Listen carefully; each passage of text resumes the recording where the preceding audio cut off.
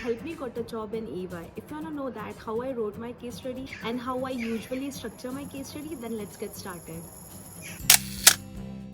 I divide my case study into 6 sections, like they are context, objective, problem, research, result and design. So like these are the 6 sections. I will walk you through each of the section. Do you know that recruiter just spend like 2 to 5 minutes looking at your portfolio or like any case study before making any decision? So what they usually do is they usually scan through the case study and they don't like read word by word.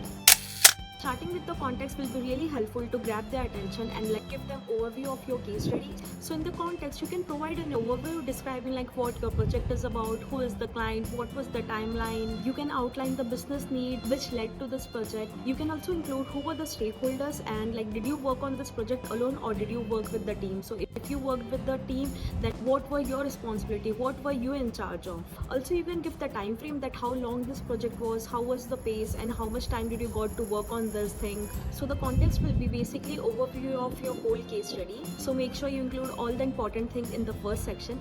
Now coming to the next section, it is problem. What I usually do is after finishing the context, I start with the problem. So in this section, you can describe what was the problem which were given to you and your team. You can also talk about the issues which were affecting business and like stakeholders.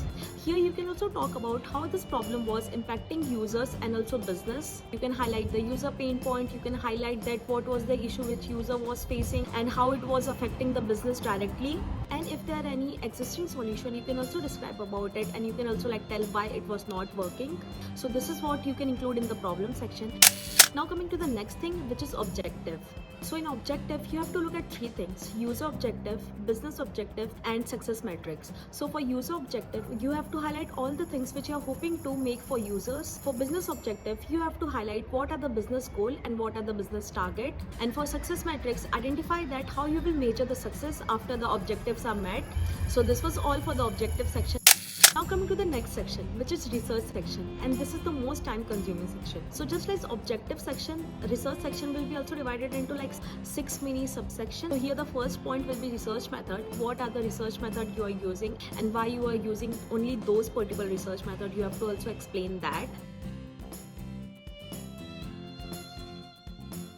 Now coming to the second thing, which is user insights. How are you going to find it about user pain points? How are you going to find it about like user behavior? How you are going to find it about what user needs? So you can include all this thing in the user insights. Now coming to the third thing, which is market trend. So make sure like if there is any competitor and like if there is, like what are they doing? Is there any market trend that you are looking at? Now coming to the next thing, which is testing the assumption. So here you can share the research to support your initial hypothesis. Do you remember we wrote a problem in the starting? So it was our hypothesis and we thought that like this might be a problem, but in the whole case study we are testing it out, like whether it's true or not, whether the user are really facing that problem or not. So we will be testing out our hypothesis. Now coming to the next thing, which is impact of the project. So here you can highlight like how this project will be impactful, like how it will impact business, how it will impact users, and what will be the next step for the business. Now coming to the most interesting part, which is design. So now you know like what is your objective, you know what is the problem, and you have also did research what are the pain point of use, what is the problem they are facing and what they need, and you have also noted down user behavior. So you have all this data. So what you have to do is you have to find solution for it. So for now solving the problem, you can make site maps, you can make wireframes, then you can make your design. So what we usually do is if the problem is big and if I need to like rethink of the information architecture, then I start with information architecture. It is also known as site map. So first I start with the information architecture and then I design wireframes. So once you are done with the wireframe, you can start designing and you can make high fidelity design and you can include it in the case study. And once you are done with it, if you want to make, you can also go for the prototype and you can include it in the design section. If not, then it's fine too. So now coming to the main thing, like what you have to write in this section, because you have made the wireframe, you have made the information architecture, you have also made the design. Now what you have to write in this section?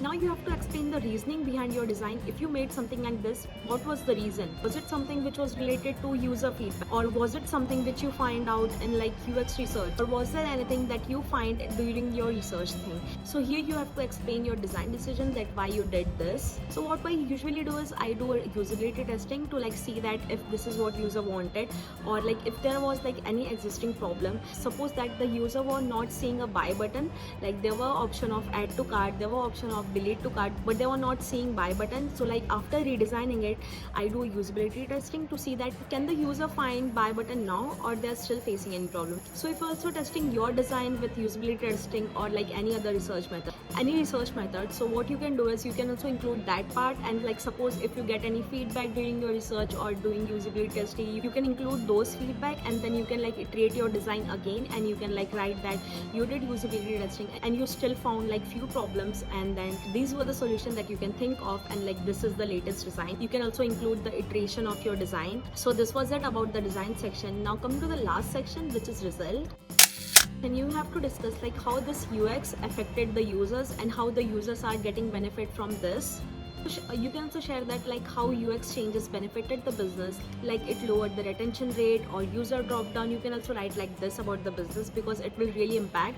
And also on the personal side, you can write like what are the lessons that you learned like after doing this project or while doing this project. And the last thing, you can also write like what are the future improvements, like you can suggest like how this thing can be improved in future. So this was it about the result. So while writing the case study, just make sure that you are writing from the business perspective, because if someone is going through your portfolio, if it's recruiter, they mostly care about one thing, that how you help the business to succeed. Because if you are going there as a UX designer, like how you will do, what you will do, what benefits they will get if you will get hired. So that's why in the case study you have to show all these things, like how it impacted the business, how it impacted the users, all those things. So this is how you can make your UX case study, and this is the structure you can use. I hope that you found this video helpful. If you did find it helpful, please like it and please subscribe to my channel. And if you have any doubt, let me know in the comment section, and also you can reach me out on LinkedIn and Instagram. Thank you so much for watching.